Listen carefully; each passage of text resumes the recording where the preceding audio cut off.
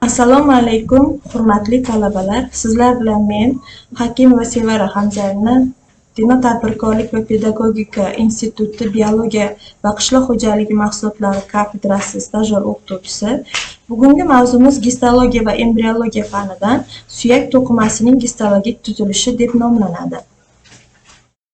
Suyak to'qimasi inson tanasining eng muhim to'qimalaridan biri bo'lib, u skeletni hosil qiladi, tana organlarini himoya qiladi va qon hujayralarini hosil bo'lishiga yordam beradi. Avvalo suyak to'qimasi nima degan savolga javob berish uchun uni tuzilishi va tarkibi haqida biz tushunchaga ega bo'lishimiz kerak. Birinchi navbatda suyak to'qimasi skeletni hosil qiladi. U tana skeletini tashkil etib, harakatlanishga imkon beradi. Suyak to'qimasi organlarni himoya qiladi va shikastlanishdan saqlaydi. Masalan, bosh suyagi miyani himoya qilib turadi. Qon hujayralari hosil bo'lishiga yordam beradi. Suyak iligi qizil qon hujayralari, oq qon hujayralari va trombositlarni hosil qiladi. Minerallarni saqlash funksiyasi. Bu suyaklar kalsiy va fosfor kabi mineralni saqlaydi. Natijada tananing turli funksiyalari uchun bu funksiyasi juda ham muhim hisoblanadi. Suyak to'qimasi tuzilishiga keladigan bo'lsak, u 3 xil tuzilishdan tarkib topgan bo'ladi. Demak, birinchisi bu osteotsitlar, ya'ni suyak to'qimasining asosiy hujayralari hisoblanadi. Ular suyak matriksini hosil qiladi va saqlaydi.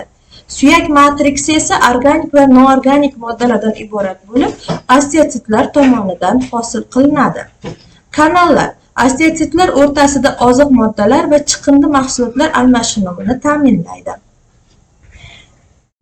Suyak to'qimasining tuzilishi va funksiyasi. Demak, tuzilishiga keladigan bo'lsak, asosan osteotsit hujayralardan, mineral moddalardan va oqsillardan tashkil topgan. Asosiy funksiyasi suyak to'qimasi harakatlanish, qon hosil qilish, asab va gormonal tizim bilan bog'liq vazifalarni bajaradi. Funksiyalari. Birinchisi tana shaklini saqlash, harakatlanish, himoya funksiyasi, qon hujayralari hosil bo'lish funksiyasi. Bu suyak hujayralarining asosiy funksiyasi hisoblanadi. Embrional rivojlanish bosqichida suyak to'qimasi birinchi navbatda xondrogenez, pay to'qimasidan suyak to'qimasi hosil bo'lish jarayoni hisoblanadi. Ikkinchi bosqichi bu osteogenez, osteoblastlar tomonidan suyak matriksining hosil bo'lishi. Uchinchi bosqich suyakning qayta shakllanish bosqichi. Suyak to'qimasi doimiy ravishda qayta shakllanib, yangi suyaklar hosil bo'ladi. Suyak to'qimasi kasalliklariga ba'zi birlarini misol tariqasida keltirib o'tishimiz mumkin. Demak, birinchisi sinishi. Suyak to'qimasining shikastlanishi, singan joyda to'liq yoki qisman uzilishi hisoblanadi. Ikkinchisi osteoporoz, suyak to'qimasining zaiflashuvi, bu esa sinish xavfini oshiradi. Artrit, suyak va bo'g'imlardagi yallig'lanish. Bu esa og'riq va harakatlanishni qiyinlashuviga olib keladi. Suyak to'qimasi reparatsiyasi. Demak, buni ham 3 ta bosqichda ko'rib chiqishimiz mumkin. Birinchisi qon quyilishi, ikkinchisi qattiqlashuv, uchinchisi suyak hosil bo'lish jarayoni. Birinchi bosqichda suyak sinishi sodir bo'lganda qon quyiladi va qon pushtisi hosil bo'ladi. Keyingisi qattiqlashuv. Qon pushtisi qattiqlashadi va hafta to'qimasi hosil bo'ladi. Uchinchisi suyak hosil bo'lish jarayoni. Hafta to'qimasi suyak to'qimasi bilan almashtiriladi va sinish joyi birikadi. Suyak to'qimasining qayta tiklanish jarayoni asosan turli usullarda amalga oshiriladi. Masalan, suyak ko'chirib o'tkazish, suyak to'qimasini stimulyatsiya qilish va biomateriallarni qo'llash kabi funksiyalar bor.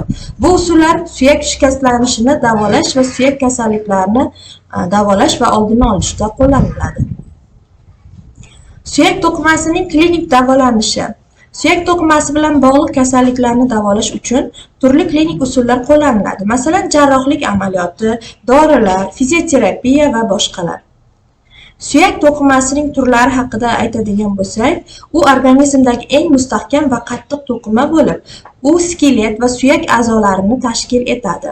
Suyak to'qimasi turli xilligicha ajralib turadi va har bir turi o'ziga xos tuzilish va funksiyaga ega. Suyak to'qimasining turlari. Asosan kompakt suyak, bunga g'ovak suyaklarni kiritishimiz mumkin.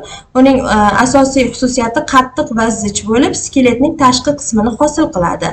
Misol tariqasida tirsak suyagini olishimiz mumkin. G'ovak suyak asosan yumshoq va g'ovakli bo'lib, suyak iligi bilan to'ldirilgan bo'ladi. Bunga umurtqa suyagini misol tariqasida olishimiz mumkin. Uning asosiy turlari haqida aytib o'tyapmiz. Demak, kompakt suyak, spangioz suyak va gidrartroz suyaklarni olishimiz mumkin. Kompakt suyaklar uzunligi bo'ylab joylashgan bo'lib, zichlangan tuzilishga ega bo'lgan suyak to'qimasining turi hisoblanadi. Spangioz suyak bu ko'plab ingichka va bo'shliqli qatlamlardan iborat, yengilroq tuzilishga ega bo'lgan suyakning turi hisoblanadi. Va gidrartroz suyaklar asosan suyak uchlarida joylashgan bo'lib, buklangan va egiluvchan xususiyatga ega bo'lgan to'qima turidir. Kompakt suyak to'qimasi asosan qalin va zichroq tuzilishga ega bo'lib, suyak uzunligi bo'ylab tarqalgan bo'ladi. Uning asosiy funksiyasi odam skeletidagi kuchli va mustahkam suyaklarni hosil qiladi. Spangioz suyak to'qimasi bu bo'shliqli bo'lib, asosan qo'pol, bo'shliqli va yengilroq tuzilishga ega bo'ladi. Yengillik bu tuzilish suyakni yengil va harakatli qiladi. Zarbaga chidamlilik xususiyati asosan zarbani yutish qobiliyatiga ega bo'lishi bilan xarakterlanadi. Gidrartroz suyak to'qimasi asosan buklangan va egiluvchan bo'lib, suyak uchlarida joylashgan.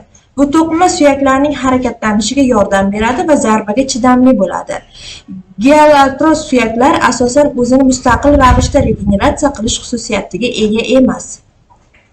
Kardiologenus suyak to'qimasi egiluvchan, zo'riqishga chidamliligi va yengillik xususiyati bilan xarakterlanadi. Osteoid suyak to'qimasi bu tuzilishi asosan suyak to'qimasining asosi bo'lib, osteoblast hujayralari tomonidan ishlab chiqariladi.